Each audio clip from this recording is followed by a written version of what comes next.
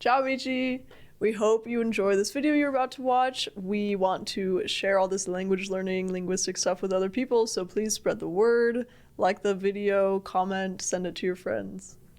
So you research about motivation in language learning, and how does this how does motivation play a role in learning let's say like you taught Arabic. How do you motivate your students to study? Because I'm pretty sure, because we can see in language classes where the one-on-one class is full of people, and then the more advanced you go, the thinner This is called Lambert's Law. Lambert's law. Yeah. Lambert's Law is that you get 50% attrition every year. Okay? Mm-hmm. Wow. Roughly. This is typical for foreign languages, that you get roughly 50% attrition. Actually, our attrition, we should look at it sometime. Right now, because of the carrot of our study abroad program, that's a huge draw, we have relatively little attrition. In fact, Spanish 101 has really high attrition. Makes sense. And which was a surprise to me. But in terms of motivation, this is one of those things where there are a variety of factors that act on an individual and social, right?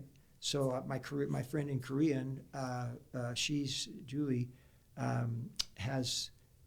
she really focused on building community, so that they are going to want to move on together, right? And we see this very much, the camaraderie that develops amongst Arabic students.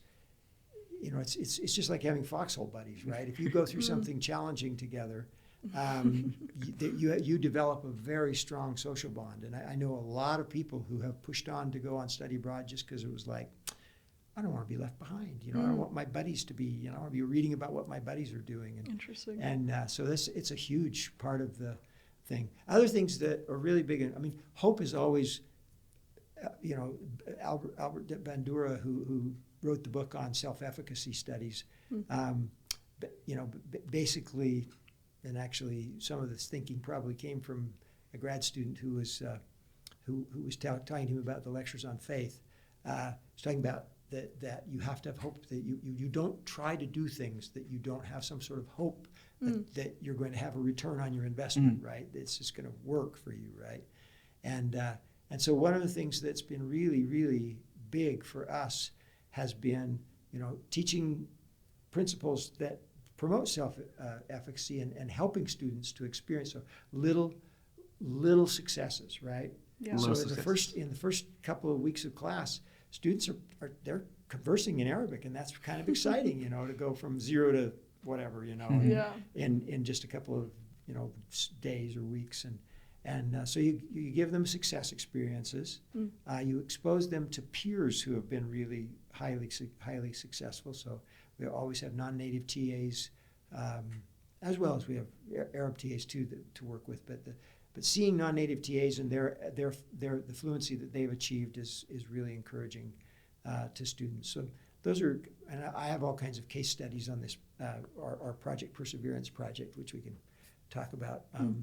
In fact, I'll just tell you, after 9/11, I ended up putting together a team of people that became the National Middle East Language Resource Center. This was a project funded by the U.S. Department of Education. Cool. And one of the things that we did was we wanted to look at the pipeline. So there was one of the questions after 9/11 is, why didn't we have, people were at the FBI and so forth were asking, well, we need help and so forth.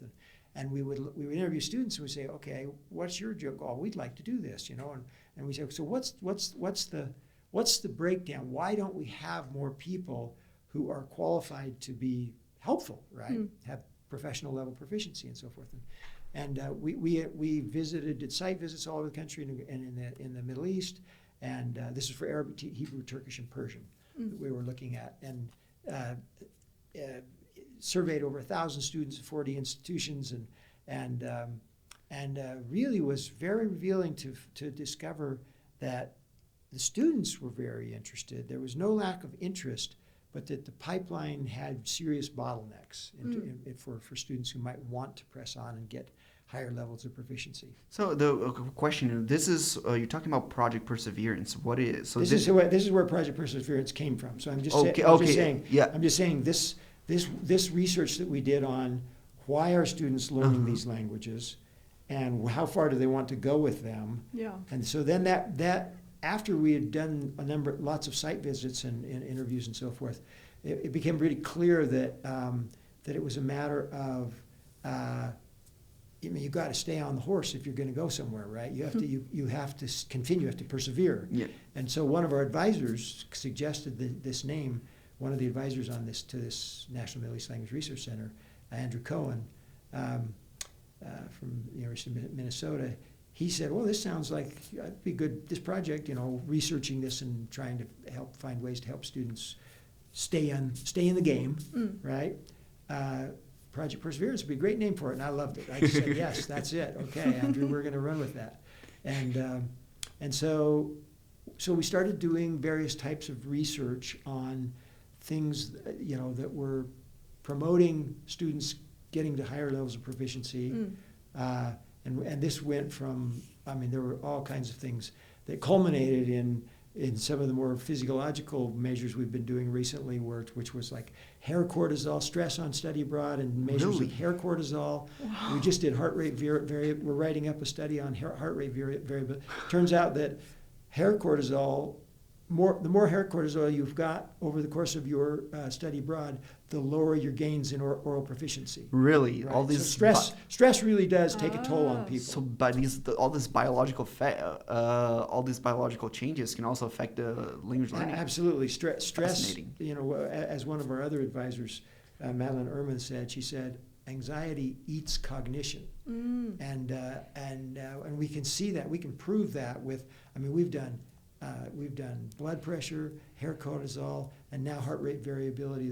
We're writing up this, and indeed, heart rate variability, which is a measure of your wellness, physical wellness.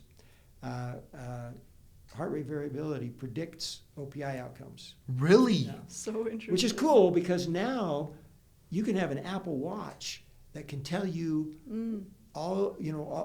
It's not the most accurate, but it's accurate enough for an individual to track to get the biofeedback to say, hey, I'm not in the best place. I need to rethink what I'm doing, whether that is breathing or yoga or meditation or more sleep, more exercise, all kinds of things like this that could help person optimize performance, right?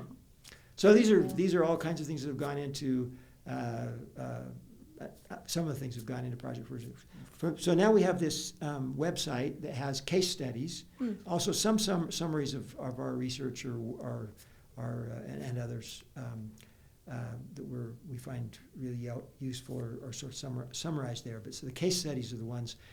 Case studies are part of the self-efficacy cornerstones, right? It's near peer, looking at other peers and thinking, oh man, if she could do that, I could do that. Right.